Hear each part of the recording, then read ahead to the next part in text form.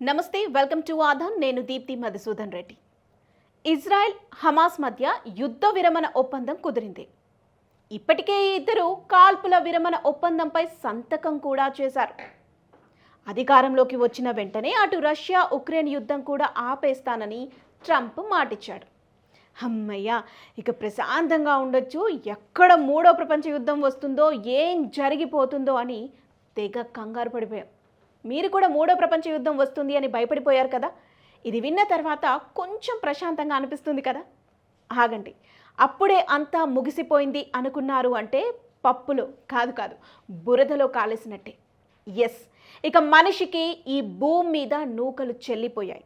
మనిషి మనుగడ అంతానికి ఈ ఏడాది నుంచే అడుగులు మొదలయ్యాయి.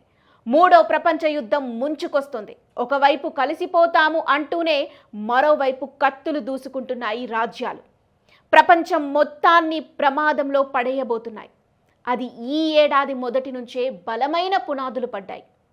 ఎస్, 2025 మూడో ప్రపంచ యుద్ధానికి నాంది పలుకుతుందా అంటే అవుననే అంటాను నేను.